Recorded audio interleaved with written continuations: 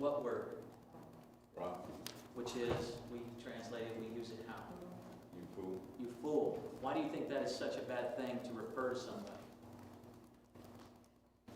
It's insulting. It's insulting, but why is it insulting? Because they're no longer made of God's image. They're now your image that you're not going to honor their existence. Can you answer my phone, please? So now they're looking at someone through the lenses of how I want to view them rather than how God views them. So when we look at somebody that way, and I make a predetermination about somebody, a fool is what? Someone who's worthless. Very low life. Worthless, Low life. low life. A fool says in his heart there is no God. God. So you impugn to someone when you call them this, that they're acknowledging and saying and declaring there is no God. You don't have a right to do that. Just like you cannot impugn to someone any other sin that you want to throw at them, right? And the worst thing you can do, or a person can do, is to declare in their heart there is no God. So he says when we're dealing with each other, here's the takeaway: don't insult each other. Okay? Don't do it. Don't do it all. You ever what's the saying? When someone takes a jab at you, there's usually a little what to it? It's usually a little truth. And it's usually whatever their truth, whatever they think, or whatever it is. So even though someone's jabbing at you in fun most of the time, there's usually something small right behind it. Yes, sir. I think that raka is like a general insult. I asked that, and I have a note in my Bible, which I don't have with me, of course. But I think the word for fool is the word that we get moron from. And so you're calling somebody a moron, and like you were saying, it also means that they're spiritually empty. Yeah. So that goes along with that they don't believe in God. Right? So let's go back to, let's use that word. Who here wants to be called a moron? Right? Let's put it in common vernacular. Are told you are spiritually empty. So the thought that I want to get across, at least with this, is just, it comes back to a heart issue. Because he tells us, he equates, Jesus being the he equates this anger for your brother or sister as the murder under the old law. Now, there's lots of things tied up in that, because you can be angry and sin not. So you can be angry. Anger has its place. It's an emotion that God has given you. It's an emotion that God displays. So anger obviously has its proper place. Jesus was angry. Jesus got angry. Yeah, and turned over the tables. So God is seen to get angry at many times.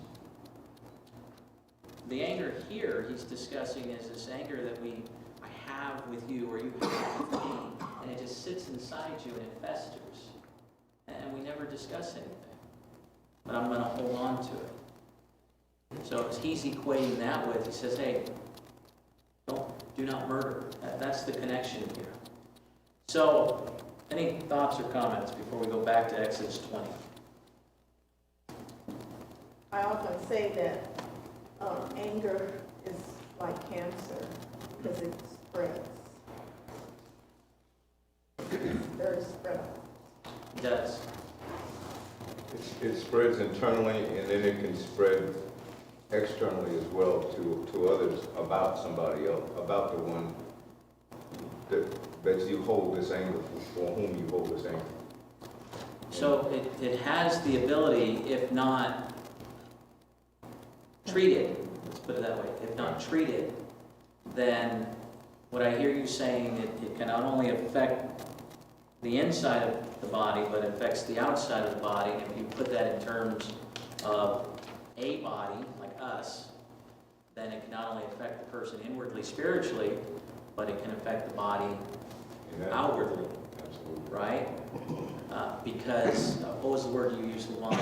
It spreads. It spreads. And that's what happens when it becomes unchecked. It begins to spread. And I'm sure all of us have experienced that in a church setting of some kind at some point in our lives.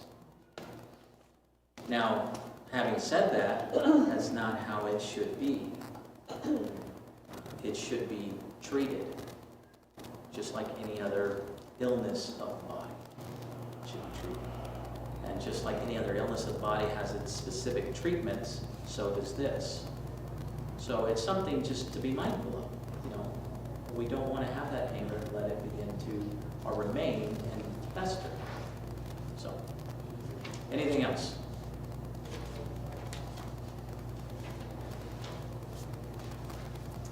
All right, let's turn over in your page. The 7th commandment, thou shalt not commit adultery.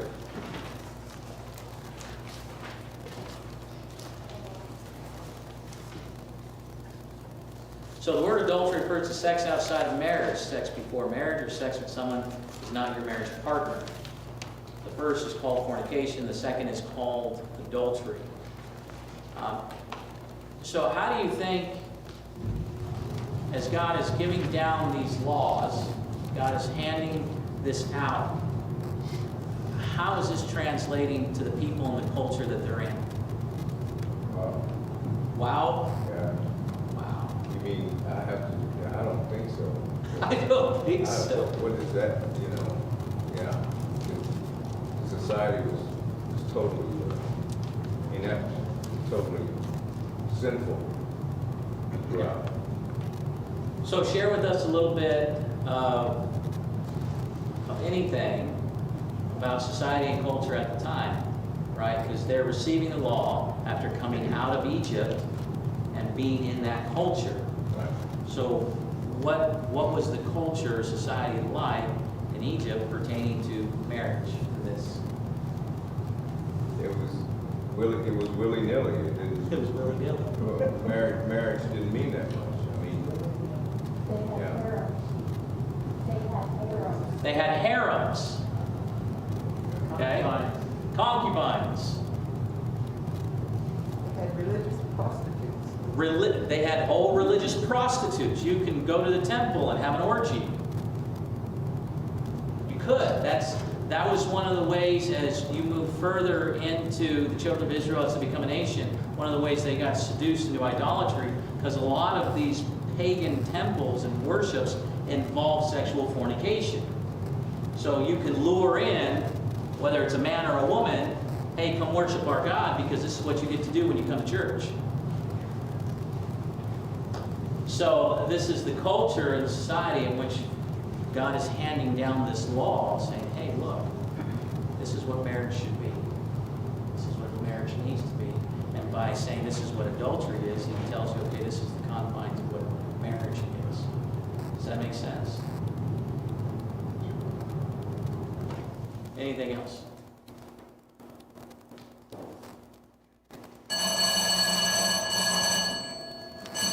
That's my time. that was a good signal. All right, that was a good signal. Yeah.